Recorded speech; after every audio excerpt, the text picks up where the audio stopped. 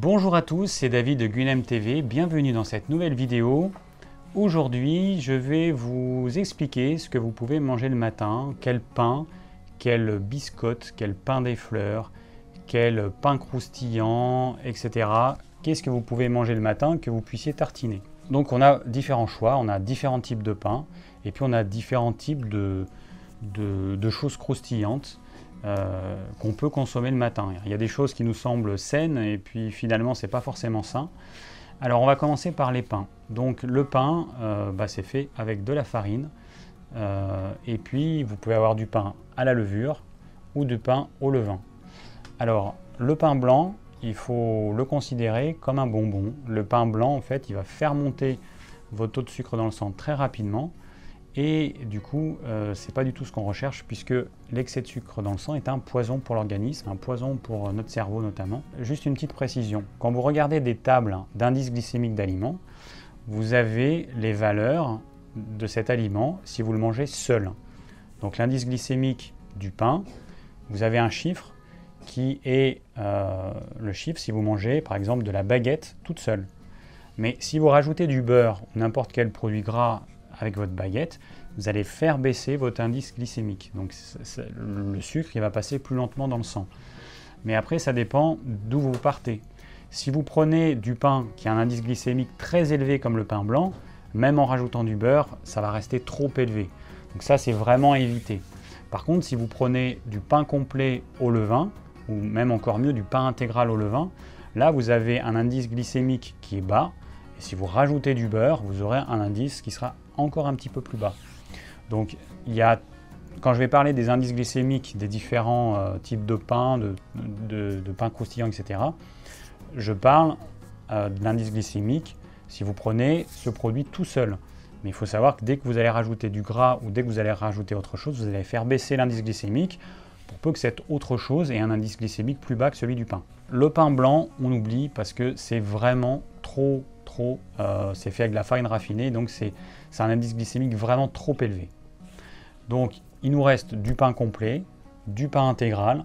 Et quelle est la différence entre du pain complet classique entre guillemets que vous allez trouver dans les boulangeries traditionnelles et du pain complet bio au levain? La grande différence, c'est que le levain, il va faire en sorte de neutraliser certains antinutriments comme l'acide phytique.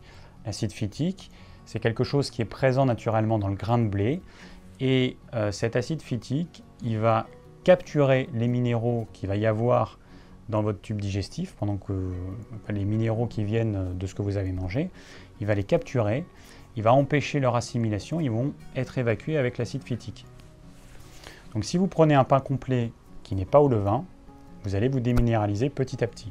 Donc c'est pour ça que c'est capital de prendre du pain complet au levain, du pain intégral au levain, sachant que dans les boulangeries traditionnelles, ce que vous allez trouver le plus souvent, c'est du pain au son. C'est pas un vrai pain complet. Il y en a plein de boulangers, ils appellent ça du pain complet, mais en fait c'est du pain au son. Ils vont mélanger de la farine blanche avec du son, donc vous aurez une couleur marron, mais vous allez, quand vous regardez de près, vous allez voir que vous allez avoir comme des petits grains de son en fait. Alors que quand vous achetez du vrai pain complet, c'est pas du tout comme ça. Visuellement, il ressemble pas du tout, au pain au son en fait. Donc déjà, prenez du vrai pain complet au levain, un pain qui a été fait au levain. Si vous avez l'habitude du pain qui a été fait à la levure, vous sentez ce pain-là, vous sentez le pain au levain, vous verrez tout de suite la différence. Il y a une acidité qui vient de la fermentation lactique du levain et qui est tout à fait naturelle. Et c'est justement ce qu'on recherche, cette fermentation lactique qui va permettre de neutraliser cet acide phytique. Plus votre pain sera complet, plus on va vers le pain intégral. Donc il y a pain demi-complet, pain intégral. Donc il est de plus en plus complet. Plus l'indice glycémique est bas, donc ça veut dire qu'il va faire monter votre taux de sucre dans le sang de façon progressive. Et puis le taux de sucre ne va pas monter à un niveau élevé. Donc mieux c'est. Après, il y a des personnes qui ne sont pas habituées à manger autant de fibres et donc qui vont avoir des problèmes digestifs. Donc à ce moment-là, vous faites en fonction de vos capacités digestives. Vous allez commencer peut-être par du pain demi-complet, ensuite du pain complet, et puis petit à petit, semaine après semaine, mois après mois, vous pourrez manger du pain complet, du pain intégral. L'idéal, c'est si vous trouvez, c'est un pain qui est fait avec du blé ancien, ça c'est le top du top. Alors, on trouve aussi du petit épeautre. Moi, j'ai déjà testé le petit épeautre et personnellement, ça me crée des acidités. Alors, je ne sais pas pourquoi, mais bon, fiez-vous à votre ressenti et ne consommez pas quelque chose parce qu'on vous a dit que c'était bon, même si vous sentez que ça ne vous convient pas. Testez, voyez si ça vous convient. Moi, je ne conseille pas forcément le gluten dans tout un tas chez tout un tas de personnes parce que ça pose des problèmes. Après, par expérience, le blé ancien ne pose pas de problème alors que le blé moderne en pose. Donc encore une fois, si vous arrivez à trouver du pain au levain fait avec du blé ancien, là c'est le top du top. On en trouve, hein, alors dans les grandes villes comme Paris, on en trouve parce qu'on trouve absolument tout à Paris, mais on trouve un petit peu partout en France maintenant des boulangers qui font du pain avec du blé ancien et ça c'est vraiment top. Alors ensuite, qu'est-ce qu'on peut manger le matin? Eh bien on a tout ce qui est biscottes, alors les petites biscottes ou l'espèce de pain grillé ou les trucs style les crisp rolls, donc c'est du pain grillé. Alors il faut savoir que quand vous prenez une tranche de pain, quand vous la transformez en biscotte, ça fait grimper son indice glycémique à un niveau extrêmement élevé. Donc ça c'est vraiment déconseillé une fois de temps en temps pour vous faire plaisir, mais c'est comme si vous mangiez des bonbons, hein, quasiment. C'est vraiment pas adapté et d'ailleurs vous aurez faim très rapidement après. Même si vous rajoutez du beurre, alors pas de confiture évidemment, pas de miel évidemment, mais même si vous rajoutez du beurre, à la base c'est un indice glycémique beaucoup trop élevé, donc moi je peux pas le conseiller. Donc toutes ces choses grillées, c'est pas top. Après vous avez les trucs style les Vasa. Alors je parle de marque parce que c'est un petit peu pour vous compreniez. Donc c'est des espèces de petites galettes, c'est souvent fait avec du seigle. Donc c'est pas mal parce qu'en fait on sort un petit peu du blé, donc c'est bien de varier le type de céréales qu'on mange. Donc là c'est grillé, alors c'est fait généralement avec la farine de seigle complète, hein, enfin pas généralement, tout le temps même. Et alors ça c'est mieux. C'est grillé, donc c'est vraiment pas quelque chose que je conseille au quotidien. De temps en temps, pourquoi pas. Mais encore une fois, tout ce qui est grillé à ce point-là, ça fait un indice glycémique qui va être élevé. Donc c'est pas bon à consommer au quotidien. Il faut faire la différence entre ce que vous consommez au quotidien et ce que vous consommez de temps en temps. Les choses, il y a des aliments qui ne sont pas parfaits, qu'on peut consommer de temps en temps. Mais par contre, au quotidien, non, on ne peut pas consommer ce type d'aliments. Après, on va avoir tout ce qui est cracotte, pain des fleurs. Alors c'est quoi ça? C'est une céréale qui a été extrudée. Donc vous prenez de la farine, vous mettez dans une machine, vous mettez à haute pression, très haute pression, et puis quand ça sort de la machine, c'est déjà cuit, parce que c'est tellement à haute pression que la température augmente et ça va cuire directement. Et donc ça crée un produit qui va être, donc c'est un produit extrudé, et c'est pareil, indice glycémique qui explose. Donc ça, c'est pas du tout bon pour manger au quotidien. Le pain des fleurs qu'on trouve en magasin bio, maintenant ils font de la pub à la télé. Moi, c'est pas quelque chose que je conseille, je suis désolé. C'est pas parce que c'est bio que c'est bon. C'est pas parce que c'est fait 100% avec du sarrasin que c'est bon. On prend une céréale qui est bonne, on la transforme tellement que ça devient quelque chose qui est un poison. À consommer au quotidien, c'est un poison. C'est du sucre et du sucre, uniquement. Donc le pain des fleurs, moi je le conseille absolument pas au quotidien. C'est un produit trop transformé qui va faire monter votre glycémie trop vite et trop haut. Donc après on trouve dans le commerce classique la marque Cracotte. Bon c'est pareil, c'est exactement la même chose, sauf que c'est fait avec du blé. Ça c'est exactement, c'est pareil, enfin, c'est la Cracotte qui existait et le pain des fleurs qui est venu après. Mais voilà, c'est pas quelque chose qui est bon. Alors après vous allez avoir tout ce qui est pain de mie. Alors les pains de mie, ça c'est vraiment une cochonnerie. Le pain de mie, ça se rapproche plus d'un gâteau qui est en plus fait avec un blé qui est très très riche en gluten, parce que le gluten c'est ce qui fait la colle dans le blé et qui permet d'avoir une mie extrêmement aérée. Donc, pour avoir un bon pain de mie, il faut beaucoup de gluten. Et c'est souvent des blés modernes, trafiqués, donc ça je déconseille. Et puis il y a plein d'additifs, quand vous regardez la liste des ingrédients d'un pain de mie, c'est vraiment une cochonnerie, donc ça je le déconseille.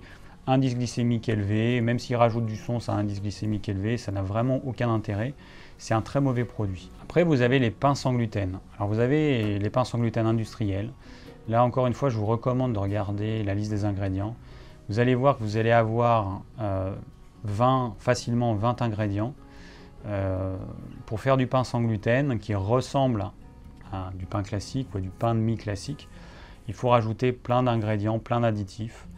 Et ça, c'est absolument mauvais pour la santé. Déjà, vous allez avoir une digestion qui va être complexifiée parce qu'on est obligé de rajouter plein de farines de céréales différentes.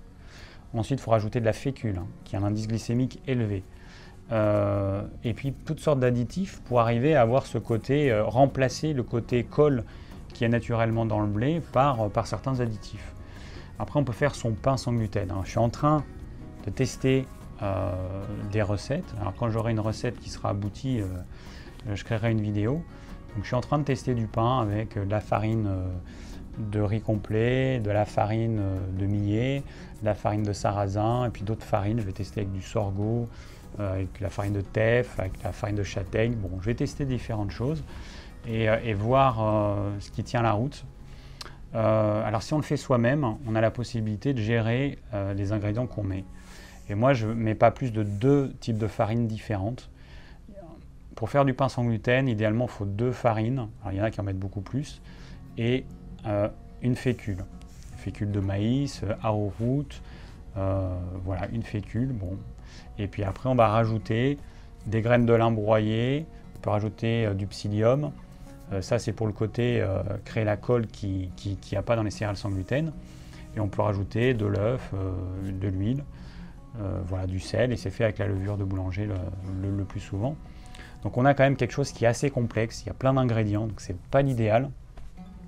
Mais bon, si on va avoir la texture du pain et qu'on ne peut pas manger de gluten, donc on ne veut pas manger de gluten, le pain sans gluten, c'est une alternative. Mais si vous prenez du pain sans gluten, regardez la composition et puis achetez idéalement du pain bio qui contient le moins d'additifs possible, le moins d'ingrédients possible. Et puis si vous pouvez le faire, faites vous-même votre pain sans gluten, c'est pas très compliqué à faire. La préparation, bon, ça prend un quart d'heure. Ensuite on le fait lever une fois, hop, on peut pétrer un petit peu, on fait gonfler dans le moule et puis après on fait cuire.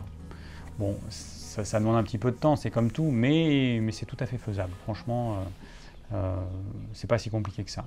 Donc si on résume, ce qu'on peut manger, par exemple le matin, pain complet au levain, pain complet bio au levain ou pain intégral bio au levain, du pain sans gluten, idéalement qu'on fait soi-même, donc du coup on peut contrôler ce qu'on met dedans, et après tout ce qui est pain des fleurs, cracotte, biscotte, style Vasa, tout ça je le déconseille parce que, enfin en tout cas au quotidien, parce que c'est vraiment, ça a un indice glycémique beaucoup trop élevé. Et même si vous rajoutez la matière grasse, même si vous rajoutez une petite protéine, ça reste quelque chose qui a un indice glycémique élevé et qui n'est pas bon à consommer au quotidien. Merci d'avoir suivi cette vidéo, j'espère qu'elle vous aura plu et qu'elle vous aura permis de voir ce que vous pouvez consommer le matin comme type de pain. Si vous avez des questions, n'hésitez pas à les laisser en commentaire. Si vous désirez recevoir gratuitement mes conseils pour une alimentation saine, cliquez sur le lien ci-dessous. Je vous dis à très bientôt pour de nouvelles vidéos.